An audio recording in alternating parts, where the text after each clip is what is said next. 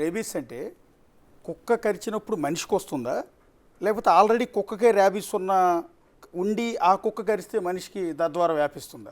Mostly కుక్క నుంచి కుక్కకు వస్తుంది, కుక్క నుంచి మనిషికి వస్తుంది సార్. ఓకే. జనరల్గా ఇదేంటంటే జూనోటిక్ అంటాం అనమాట. జూనోటిక్ అంటే బోత్ హ్యూమన్ నుంచి కుక్కలకు వస్తుంది, కుక్కల నుంచి హ్యూమన్కి వస్తుంది. కానీ రేబీస్ ఏంటంటే మోస్ట్లీ కుక్క నుంచి కుక్కకి వస్తుంది, కుక్క నుంచి మనుషులకు వస్తుంది. ఎస్పెషలీ రేబీస్ అనేది చాలా డెడ్లీ డిసీజ్, చాలా dangerous disease. There is no treatment for rabies. అంటే బోత్ డాగ్స్లో కానీ మనుషుల్లో కానీ ఒక్కసారి రేబీస్ వచ్చిందంటే దానికి ట్రీట్మెంట్ లేదు, వచ్చిందంటే ఖచ్చితంగా చనిపోవడమే. బేసిక్గా ఈ రేబీస్ అనేది ఎలా వ్యాపిస్తుంది? బేసిక్గా ఇది కాటు ద్వారా, మెయిన్ కుక్క యొక్క సలైవా వచ్చి సొంగ అంటాము కదా, అది ఏదైనా ఏదర్ బైట్ ద్వారా. ఎందుకంటే most of the times rabies అనేది మన సలైవరీ గ్లాండ్స్, మన సొంగ ఏవైతే ప్రొడ్యూస్ చేస్తుందో అందులో ఇన్హెబిటెడ్ అయి ఉంటుంది. సో ఈ సలైవాలో కంటిన్యూస్గా ప్రొడ్యూస్ అవుతూ ఉంటుంది. సో దాని సలైవా ఎప్పుడైతే ఈ పెట్, ఎస్పెషలీ డాగ్స్ ఆర్ క్యాట్స్, మనం క్యాట్స్ కూడా చాలా కేసెస్ చూసుంటాం. కొన్నిసార్లు క్యాట్ స్క్రాచ్, క్యాట్ బైట్ వల్ల కూడా రేబీస్ వచ్చే అవకాశాలు ఉన్నాయి. సో ఎప్పుడైతే ఈ సలైవా ఎయిదర్ బైట్ ద్వారా కానీ, సెకండ్ మనకి ఏదన్నా కట్ వూండ్ ఉన్న, మన చేతి మీద కానీ ఏదన్నా కట్ వూండ్ ఉన్న ఆ సలైవా మన కట్ వూండ్ సర్ఫేస్ మీద పడ్డా కూడా వచ్చే ఛాన్స్ ఉంటుంది. మూడో రూట్ కార్నియల్ రూట్ అంటాం అన్నమాట. ఆ సొంగ్ వచ్చేసి మన కన్నులో పడ్డా కూడా అది కూడా వన్ ఆఫ్ ద రూట్ అన్నమాట మనకి రేబీస్ రావడానికి.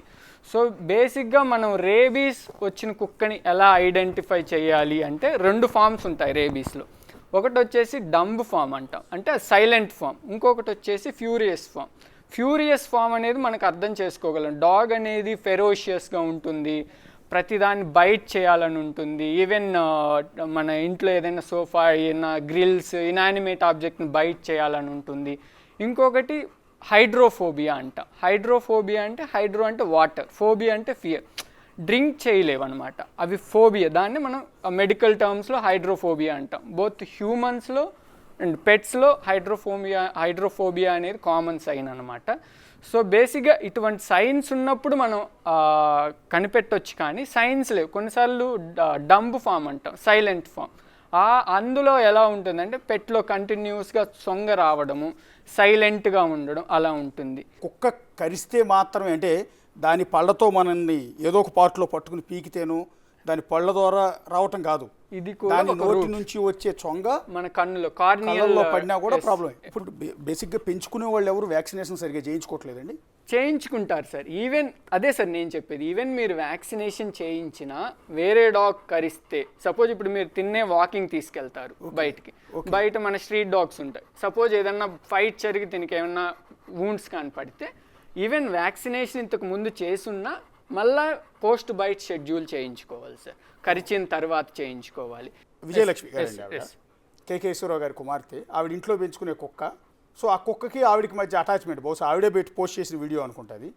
ఆవిడ చపాతీ తింటున్నారు, ఆవిడ ఒక ముక్క నోట్లో పెట్టుకుంటున్నారు, అదే చేత్తో ఆ ముక్కని కుక్క నోట్లో కూడా పెడుతూ ఉన్నారు, ఆవిడ పెంచుకునే కుక్క.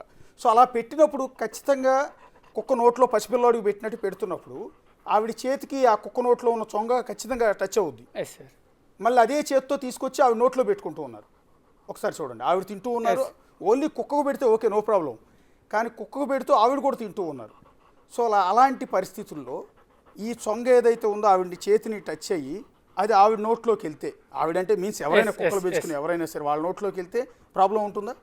మనకి ఈవెన్ కట్ సర్ఫేస్ ఉంటే ప్రాబ్లం సార్. ఈవెన్ ఇంటాక్ట్ ఏమి వూండ్ లేదంటే 100 ఉండలేదు, కానీ నోట్లోకి వెళ్తుంది కదా, నోట్లోకి వెళ్తే రాదు సార్. ఇప్పుడు ఫర్ ఎగ్జాంపుల్ ఇట్లా పెట్టిందండి, ఇలా పెట్టినప్పుడు ఇది నేను ఏదో పెడుతున్నాను, సో ఇలా పెట్టినప్పుడు అది ఆటోమేటిక్గా దాని నాలుగుతో ఎక్కడో టచ్ అవుతుంది. అవును, ఈ వేళకి దాని సెలైవా అంటే చొంగ ఏదైతే ఉందో ఈ వేళకి ఖచ్చితంగా అంటుతుందండి. దాన్ని మళ్ళీ నేను నోట్లో పెట్టుకున్నాం, నా నోట్లోకి ఆ చొంగ వెళ్తుంది, ఏం కాదు. ఇది ఓరల్ రూట్ సార్, ఇది ఓరల్ రూట్, ఓరల్ రూట్ అస్సలు కాదు sir. Bite or cut surface corneal route.